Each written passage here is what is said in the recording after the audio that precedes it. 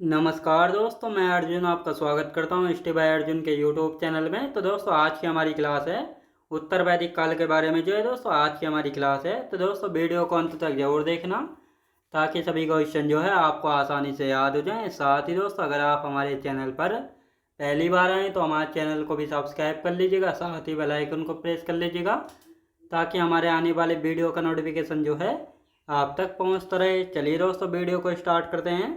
तो आज की क्लास में हम जानेंगे उत्तर वैदिक काल के बारे में जो है जानेंगे।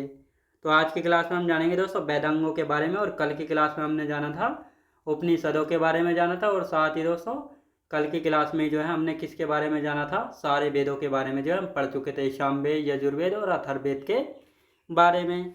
तो अब यहाँ पे आप लोग हेडिंग डाल लेंगे उत्तर वैदिक काल। उत्तर वैदिक काल के बारे में आज की हो जाती है हमारी दूसरी क्लास, जिसमें हम पढ़ेंगे वेदांगों के बारे में। वेदांगों की यदि बात की जाए तो वेदांगों की संख्या कितनी है? 6।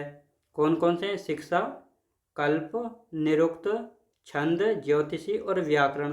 तो ये वेदांगों की संख्या है 6। तो ये आपको पता होना चाहिए। यहाँ पे नोट करके लिखेंगे। व्याकरण की पहली पुस्तक कौन सी है? अष्टाध्यायी।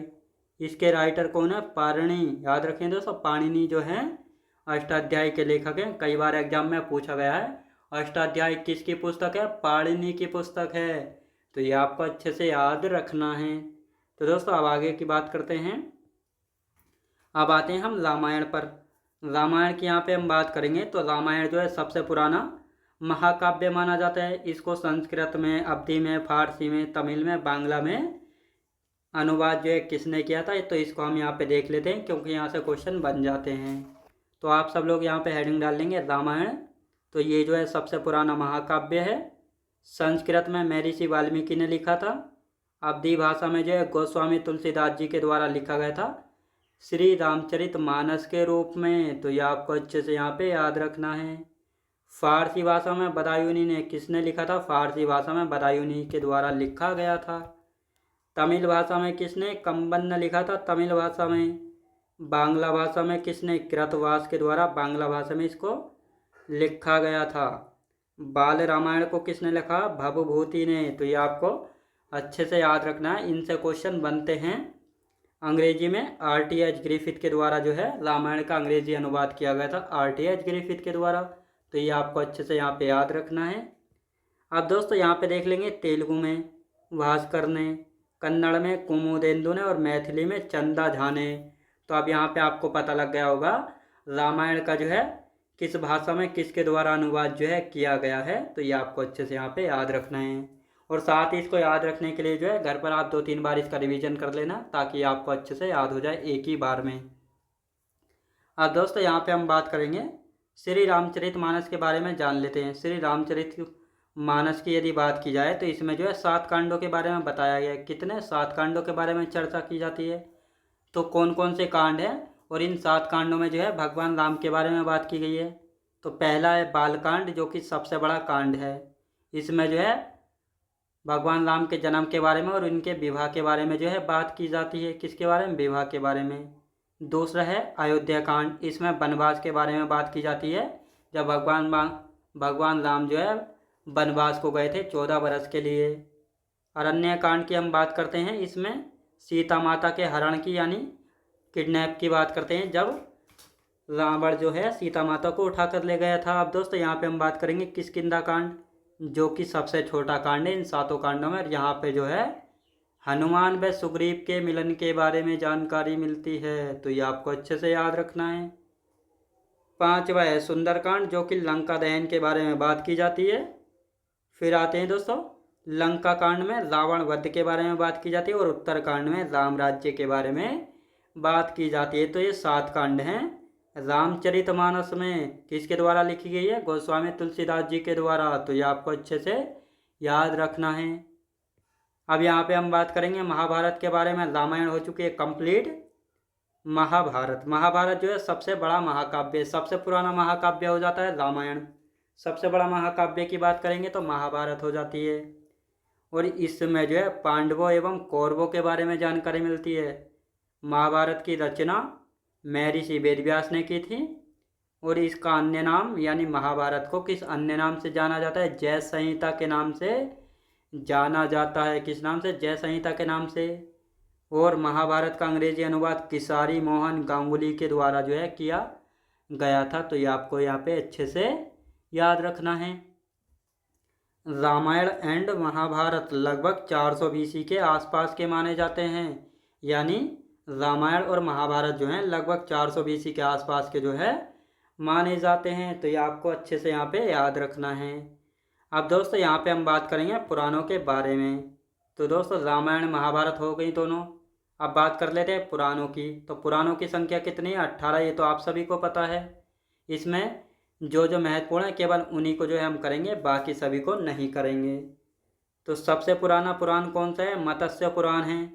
और सबसे पुराना मत्स्य पुराण हो जाता है। यहाँ से सातवाहन वंश के बारे में जानकारी मिलेगी, जिसे हम आगे जो है पढ़ेंगे।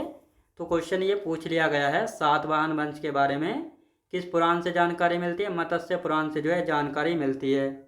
साथ ही भगवान विष्णु के 10 अवतारों के बारे में जानकारी मिलती है मत्स्य पुराण से।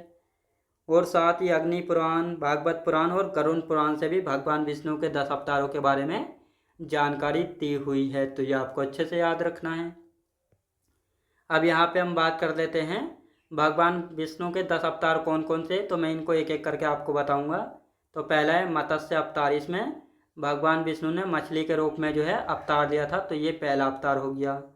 दूसरा है कूर्मा अवतार, जो कि कछुए के रूप में अवतार लिया था, तो ये दूसरा ये रहा। तीसरा है दोस्तों बड़ा अवतार, जो कि एक सुअर के रूप में। तो दोस्तों यहाँ पे हम बात करेंगे, ये तीसरा अवतार थे। चौथा अवतार नरसिंह अवतार, यानी आधा शेर और आधा मनुष्य के रूप में अवतार लिया था भगवान विष्णु के द्वारा। तो ये आपको यहाँ पे अच्छे से पता होना चाहिए। तो दोस्तों ये रहा चौथा अवतार।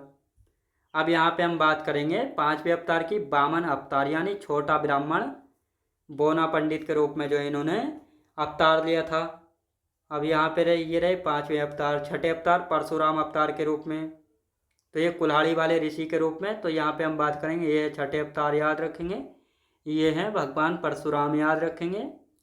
फिर है सातवां राम अवतार, यानी मर्यादा पुरुषोत्तम राम के रूप में जो है इन्होंने अवतार लिया था। कहाँ पर है? तो ये रहे 7वें अवतार।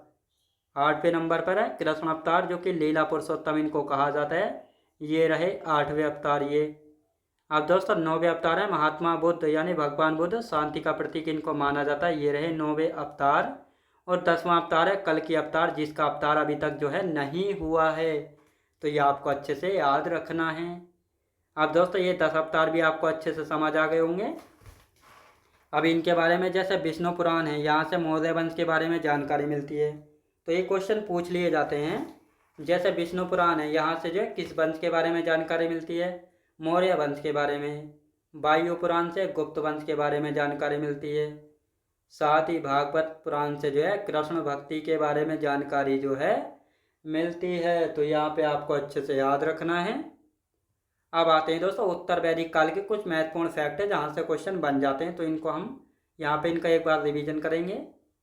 तो मनुष्य यानी मुख्य देवता कौन थे? प्रजापति। जिस प्रकार जो है ऋग्वेदिक काल के मुख्य देवता कौन थे? इंद्र थे। उसी प्रकार उत्तर वैदिक काल के देवता कौन हैं? प्रजापति हैं। साथ ही गोत्र शब्द की शुरुआत, यानी जो गोत्र होती है, इस शब्द की शुरुआत किस काल में हुई थी? उत्तर वैदिक काल में हुई थी। जाति व्यवस्था जन्म आधारित हो गई थी, यानी हमने पढ़ा था किस काल में? ऋग्वेदिक काल में या पूर्व वैदिक काल में जो है जाति व्यवस्था क्रम आधारित थी। लेकिन यही जाति व्यवस्था जो है उत्तर वैदिक काल आते आते जो है जन्म आधारित हो गई थी। मतलब अगर ब्राह्मण के घर में बच्चा पैदा होगा ब्राह्मण कहलाएगा, क्षत्रिय के घर में होगा क्षत्रिय, वैश्य के घर में होगा वैश्य, और शूद्र के घर में होगा तो शूद्र कहलाएगा। तो इस प्रकार यहाँ पे जाति व्यवस्था कर्म आधारित नहीं बल्कि जन्म आधारित हो गई थी। यहाँ का समाज कैसा था? पितृसत्तात्मक, यानी घर का मुखिया पिता होता था, और घर परिवार में जो बड़े फैसले लेने का अधिकार होता था किसको होता था? पिता को होता था। मुंडकोपनिषद का संबंध अथर्ववेद की शौनकीय शाखा से है, तो ये भी आपको याद रखना है। पुरुषार्थ की संख्या कितनी है? 4। अर्थ, धर्म, काम और मोक्ष। तो ये पुरुषार्थों की संख्या है कितनी? 4। तो ये आपको यहाँ पे अच्छे से याद रखना है। अब दोस्तों यहाँ पे हम बात करते हैं 2-4 फैक्ट और हैं। जैसे किन राजाओं के पास जो स्थायी या नियमित सेना, महल, राजधानियाँ नहीं हुआ करती थी, तो आपको पता होना चाहिए, यानी जो ऋग्वेदिक काल के राजा महाराजा हुए करते थे उनके पास जो है परमानेंट सेना, महल और राजधानियां नहीं हुआ करती थी। संस्कृत भाषा किस परिवार का हिस्सा मानी जाती है? भारतीय यूरोप परिवार का हिस्सा मानी जाती है। वैदिक काल में बढ़ई को क्या कहते थे? तक्षणा जो है कहते थे। तो ये आपको अच्छे से याद रखना है। तो आज की क्लास हमारी यहीं तक रहेगी। तो मैं उम्मीद करता हूँ आपको वीडियो क्वालिटी, कंटेंट वगैरह सभी कुछ आपको पसंद आया होगा। पसंद आया तो लाइक, शेयर और सब्सक्राइब करना बिल्कुल भी ना भूलें। साथ ही दोस्तों, अगर आप हमारे चैनल पर पहली बार आएँ तो हमारे चैनल को भी सब्सक्राइब कर लीजिएगा, साथ ही बेल आइकन को प्रेस कर लीजिएगा, ताकि हमारे आने वाले वीडियो का नोटिफिकेशन जो है आप तक पहुंचता रहे। चलिए दोस्तों, मिलते हैं नेक्स्ट वीडियोज़ में।